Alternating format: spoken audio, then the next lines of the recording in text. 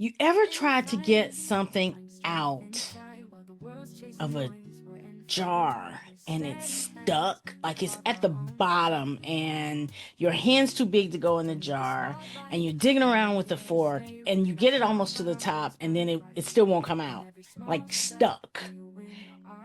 We're going to talk about that, except not pickles in a jar, but how we can move through those moments of being stuck and feeling like we're unmotivated or like our fire is dim or that we just don't know what to do next and no momentum is happening. So we're going to talk about that today because you're not alone.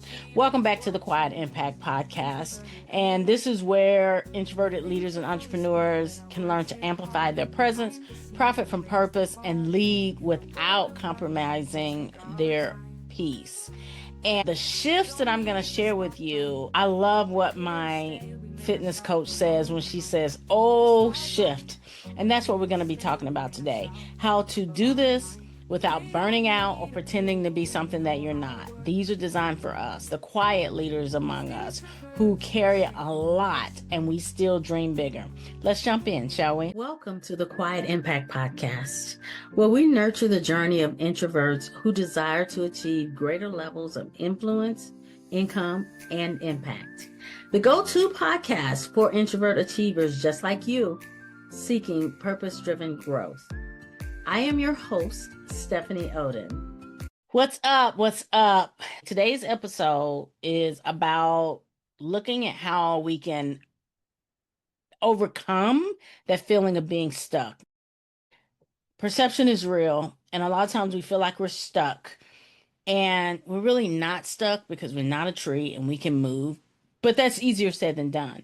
So what I'm going to give you in this episode are some ways that you can reset, you can recharge, and you can get back into motion without burning out and without pretending to be something that you are not.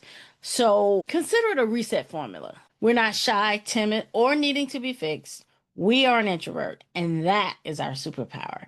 Introverted AFF. Absolutely fabulous and feisty. The first one we can look at when it comes to overcoming that feeling stuck is to really catch the signals for burning out. And even though it feels like it comes in like a storm, like it just shows up rude, okay, I'm burnt out. Typically, the signs are there before we tend to recognize them. And what you want to do is to start to catch those signals that you're getting to the end. Are you scrolling too much? Are you more irritable? Are you avoiding work that you care most about? And the key is there that you care most about it. And why aren't you doing it? And giving yourself grace that this feeling, it's not a weakness.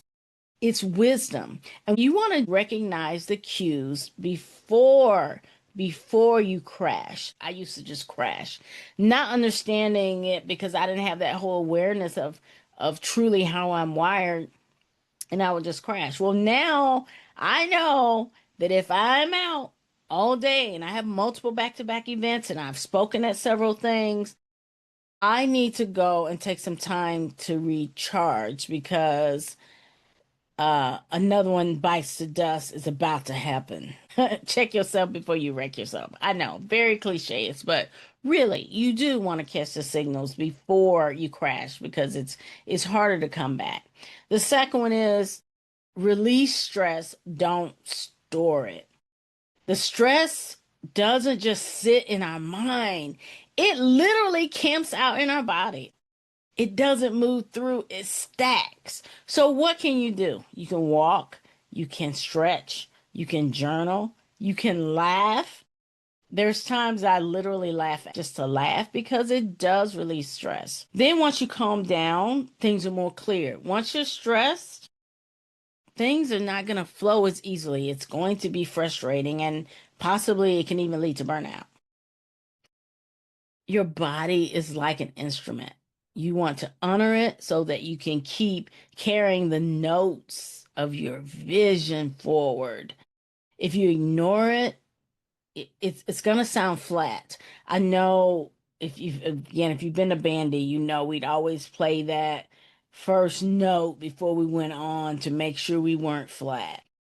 What releasing stress does, it allows you to really show up for what matters even more powerfully.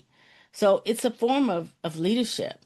And sometimes releasing stress, I'll get on a call with a coaching client and I can tell they're coming in and they're stressed. And I won't even talk about what they're stressed about yet. I'll just say, hey, drop your shoulders.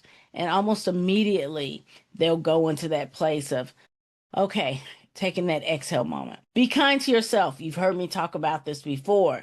Here's the shift. You are not the problem. Stop treating yourself like you're always the problem. When you self criticize, it doesn't sharpen, it drains. Yes, we want to take responsibility for actions. Yes, we want to stay in motion. And yes, we want to lead ourselves with kindness. Just like you would expand your capacity to lead others by showing kindness, do that for yourself. And it's not a weakness, it's power.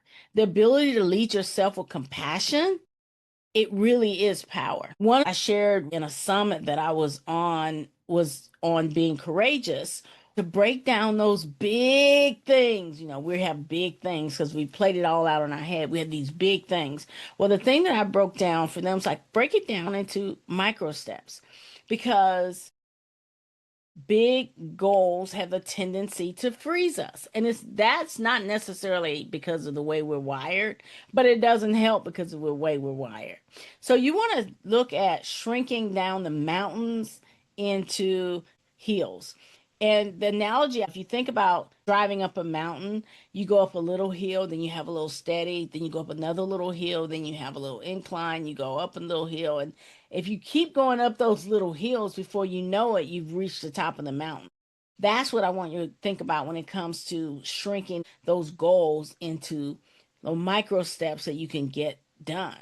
And do the one thing. You got a health goal, maybe it's starting with drinking water. If it's going live, maybe it's not going live. Maybe it's taking a 30-second recorded video and posting that. If it's in the job search to expand your career, elevate your career, maybe it's not sending out 500 requests. Maybe it's just a simple thing like updating your resume. You want to look at the progress. That's the momentum, building those step by steps, not by jumping out and being on top of the summit. Like at some point, you have to climb. The next one is celebrating quiet wins. A lot of times we go right past moments that we've done things that we just push those to the side and we just pick up the next thing. We are notorious. Quiet achievers are notorious for skipping celebration. One of my friends likes pens, and so she celebrates by getting herself a new pen. Me, I like bar soap. Okay, weird that it is. I like bar soap. I like fancy, expensive bar soap with natural ingredients in it and such. That's a way of celebration. It doesn't matter how you celebrate by saying good job, self, and meaning it. By saying, wow, you did good, girl. You did good. You know, you did good, sir. You did good. It fires off things in the brain that the brain likes. And so the brain wants to say, hey, I want to do more of this stuff. I want to do more of this celebration. And because it wants to do more of the celebration, it's more apt to help you move through some of the harder places. Like, okay, I'm stuck. But the brain's like, well, but we really like that recognition thing. So what can you do? You can write it down. You can keep an achievements list. You can treat yourself. Every win that you have multiplies your momentum because you're honoring who you are.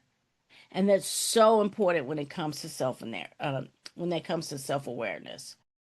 The next one is name it. Let's call it out. It doesn't define you. What do I mean by calling it out? Call it out. I feel stuck. I feel stuck. Not I am stuck. I feel stuck.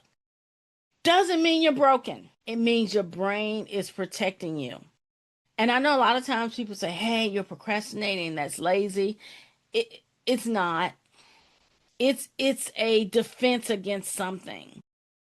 And you're not flawed, you're human. Own the truth. I promise once you call it out, it loses power. So if you say, and you're working and, oh, you know what? I feel stuck. Really? Do you really feel stuck? What can you do? And it's almost like there's this place of being in agreement with yourself that you're like, you know what? Well, what can we do? It's like you calm yourself down and you become your own advocate instead of being an enemy to yourself. And then the last one is choose one thing your future self will thank you for. Close your eyes for a moment. Picture the version of you who feels grounded, who feels fulfilled, who feels whole. And what is one thing that person would thank you for today? Did you make your bed? Did you write your first email? Did you press record? Did you do a post? Did you make an offer? Did you have a sale? Find something that your future self will thank you for. Because every choice like that, it brings in momentum to help you move through being stuck. So here they are. Catch the burnout, release the stress instead of storing it in your body, lead with self-kindness, shrink the mountain into steps, celebrate quiet wins, name it for the truth in the moment. I'm not saying truth for always, but for truth in the moment. And then choose one thing your future self will thank you for. Quiet leaders move differently. We move deliberately, we move intentionally, we move powerfully. And one thing you can do is just pick one. Pick one shift this week. Maybe you don't feel like you're stuck, but you're not quite in the momentum you want to be. Pick one. Do it. Put it in your journal. Share it with a friend. Or join us inside the Introvert Achievers Network. Momentum isn't always loud. It is, though, steady. It is undeniable. And sometimes a whisper. I gave you the 7. Let me give you something else. This is something that I do every day. Because that role of being an entrepreneur, sometimes it gets lonely. It's easy to get stuck in the day. But I give myself a pregame going into my day. I want to share it with you. And totally you can take this. It's an F7. I think F7 is a plane, but here's the F7.